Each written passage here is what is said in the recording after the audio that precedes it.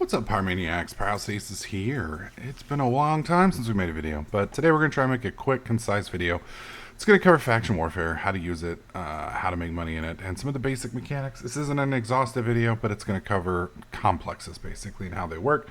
So you know what to do, how to do them, and things to look out for. So first off, when you get into the system, you can find the systems by coming up to E, press Activities, and then go to Faction Warfare. This is going to show you the systems to run. We'll talk about this a little bit more later, but usually your color is your stuff, red is their stuff, and you want to find a system that is something there, and that'll give you some sites to run. So we'll go into that in more detail in a bit. But first off, when you get into a system, you're going to want to open up two things. First, your directional scanner, which is what I've got right here. And then second, you're going to want to have the probe scanner, which is what I have here. Directional scanner lets you see what is around you. The probe scanner, that's going to let you see what's in system, like this right here, this site that we're currently in. So, directional scanner, if you are going to run a site actively, there's some advanced tactics, but we're going to talk about the basics right now. Set it to 1 AU. That's the distance from your ship. For the most part, that's going to be the site that you're in, and that's it. You're going to see we have the gates and all this stuff. That is more than an AU away. You can drop that to 0.8 if you need to, because sometimes there is closer things, but for the most part, 1 AU is good. I do 360. If you know where the beacon is and where you came from, you can shotgun in that direction, but it's just easier to do 360. A lot of times you'll actually see something flash through you if it's going to the gate. That's how you'll know something's about to land on the gate. But if you just hit this button every 20-30 seconds, it's annoying, but it will save your life. So do that. Now, probe scanner. This is going to show you a list of sites. Now I'm going to move this to a little bit more visible spot because the background there is kind of hard. With this here, you're going to have cosmic signatures which need to be scanned. You can ignore those. In fact, you can even highlight them if you like, and then you can right click and click ignore result. I leave them up because I do occasionally use them, but that's up to you. What you're looking for is the sites. So you're going to have the name of your militia or your enemy militia, depending on which system you're in, and then some stuff after that. So there's a general flow to this. Scouts are frigates only. Smalls are destroyers and lower. Mediums are going to be cruisers and lower. And then you're going to have larges, which are going to be basically battleships, battle cruisers, and lower. Actually, I don't know if a battleship can get into one of those. Honestly, I don't fly battleships that often. So, but pretty much largest kind of open game. And then you have another site that won't show up here, but will show up here. Two actually. One is called an open. An open has pretty much no restrictions. It doesn't have an acceleration gate. You just open into it. And then you have the battlefields, which are kind of, I guess you could kind of see them as raids, but it's a 3-point capture mechanic with both sides NPCs that you have to kind of clear down to battle cruiser and let those orbit. But for the sake of this, we're just going to talk about these types of sites. All right, so now you know the difference between scout, small, medium, and large, right? The nice thing about that is you can pick your fights. So for instance, I'm in a frigate right now. So if I stick to scouts, I'm only going to be fighting other frigates. If I want to, get a little bit more money and a little bit more LP, then I might do, like right now I'm running a medium because it's not contested and there is some enemies in the area and I'm making a video and I just didn't really want to fight for this. So the medium, I think I'm doing a medium advanced one. Nobody's going to come in here probably when there's 5s on the field. Okay, so let's talk about that number. What's the difference between a 1 and a 5, and what's the difference between a Navy and an advanced? 1 and a 5 is basically the number of people that can be in that site and still get max payout. So every site has a payout, right? It is like a pool of loyalty points that it's going to give you, or LP as most people call it. That's how you make your ISK, so to speak, in faction warfare. So a 1 person can get paid max. If you have 2 people, you're going to be splitting it. You have 3, it's just going to start rapidly diminishing from there. So the optimum way to run a 1 is with 1 person. A 5 can have up to 5 people. Anything over 5, and you start splitting it, and it rapidly diminishes. So if you're in a group, you're going to want to run 5s. If you're solo, you're going to want to run 1s. If you are in a group and there's only 1s, you want to split up and run them all, which is also one of the more effective ways to quickly deplex a system, which then, contributes to the overall claiming of the system, and that's what moves the bar either in the direction of you or your enemy. So keep that in mind. Then we have one more differential, which is navies versus advanced. Navies is basically Tech 1 frigates, and then advanced are basically, that gives you some of the escalations, like, Tech 2 or things along those lines. So if you want basic fights, you want to stick to the 1s. Be careful with advances, because then you can have cloak ships and all sorts of nasty shit in there. Tech 3s can't make it, whether that's Tech 3 cruisers or Tech 3 desis and things like that. So you don't have to worry about fighting Tengus and stuff like that in these stuff. And there are some other restrictions. So, like, for instance, you can put a curse, I think, in an advanced, but I don't believe you can bring guardians into, like, a battlefield. So there are some restrictions. So keep that in mind. But for the most part, navies, standard ships, advanced, they're going to be Tech 2 variants. And that's pretty much all there is about that. That's the key core mechanics. Now, once you get into a site, like I am right here, there's a few things you want to know. So the beacon, that is where everyone that comes in here is going to land. So when you first warp to one of these sites, you're going to land in an acceleration gate. It is recommended that you don't warp to 0, because people can be there waiting for you and they can fuck you up, and they are not restricted to these. So you can have a Tengu or a Loki or a Titan outside waiting on you. You can't once you're inside of here. So don't warp to 0. Not only can you bounce off the gate, but they can be waiting on you. You want to warp from a random object, 70, 80, 60, some random number. 100 can also be kind of froggy, because a lot of times they'll sit out at range and wait for you. So you can adjust your directional scanner, and I'll make another video about D-scan and how to do distances and ranges and shotguns and things like that. But for the most part, if there's hostiles in this system, be careful where you're warping. Once you get inside, you're good to go, because these restrictions apply. All right, so let's see, what am I missing that we've covered? How do you optimize the LP? Whoop, I guess I wasn't paying attention, because here comes a whole bunch of fucking people. And these are pirates. And I am off the fields. Yes. That's what happens when you start talking and stop paying attention. So I'm in a frigate. I have a pretty quick align time, but I got to talking and didn't use my D-scan, and that would have resulted in my death normally. Now, right there, you did notice that other ships were coming in. This is not restricted just to faction warfare. You will occasionally have some opportunistic pirates who will show up, and those opportunistic pirates will attempt to kill you. Now, that timer that was ticking down there, that timer is how long you have to stay in that circle.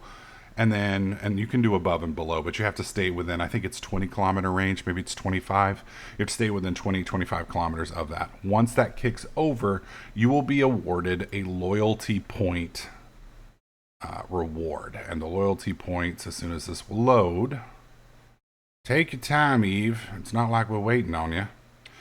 You will be given loyalty points. You can see I have about 4.1 million loyalty points. Those loyalty points you can then take to a store kind of like this. I don't think this is that. Yeah, this is Ishkin.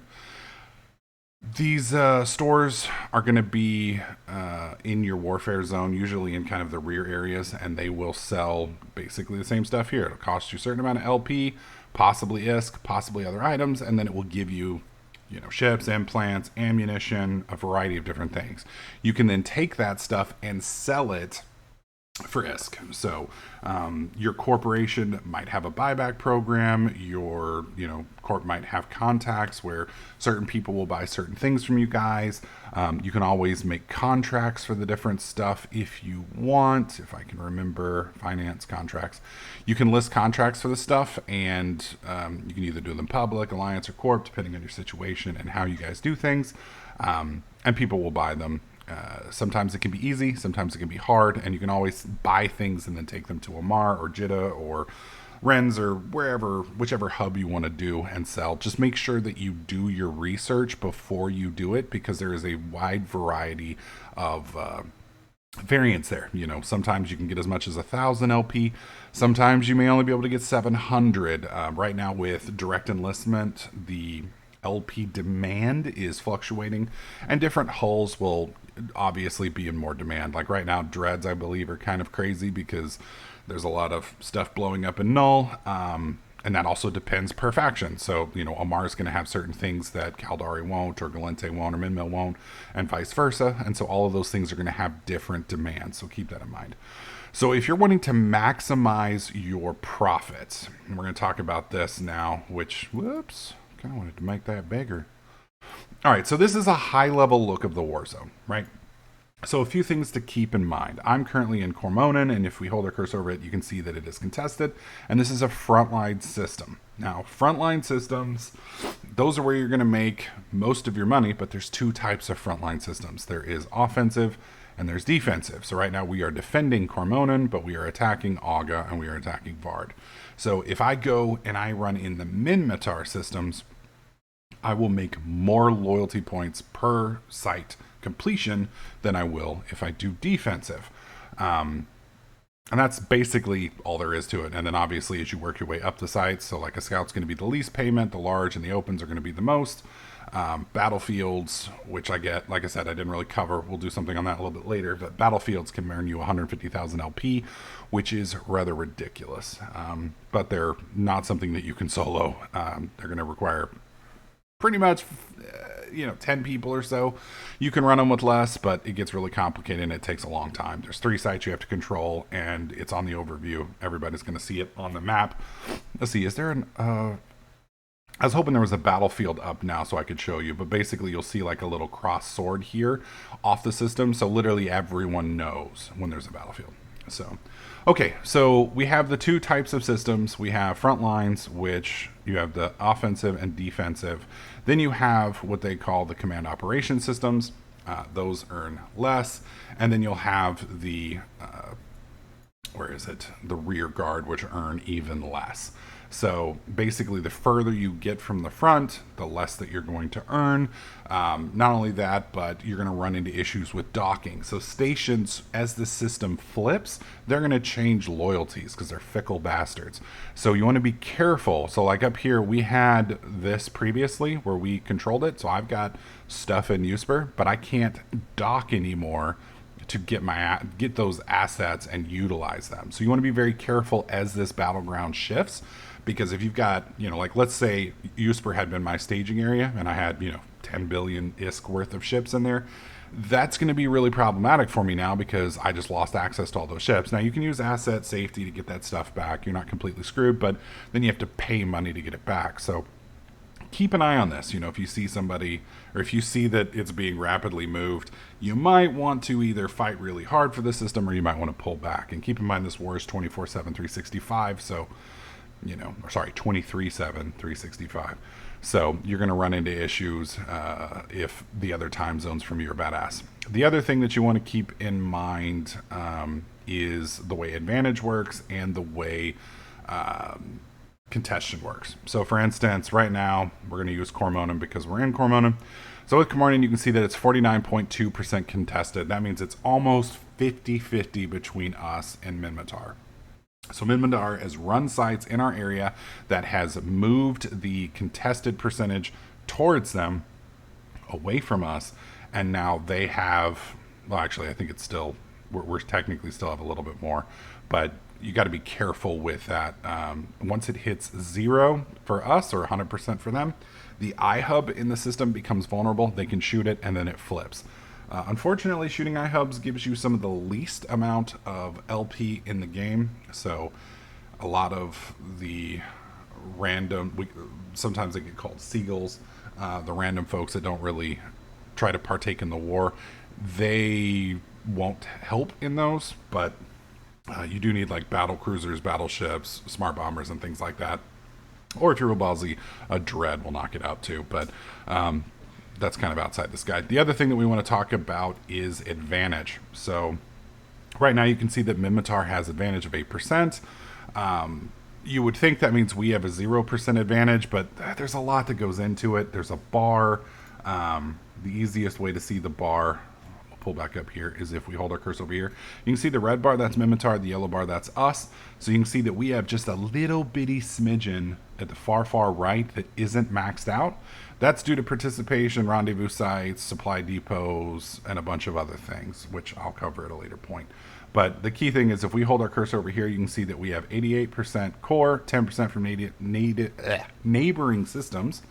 That puts us at a total of 98%. So that gives us a 2% change, basically. So once this is maxed, that's basically as max LP as you can get. I don't know the difference between the passive number, which is what we're looking at now, and the main number here. But once you get this main number up to like 50, 60, 70, 80%, what that does is it gets you more movement on this congestion rate. So like right now, if you run sites, you may not make much on the congestion percentage, but once this gets up in like the 80 percentages, you run a site and you might see 0.2, 0.5, 0.6, you know, it moves quickly.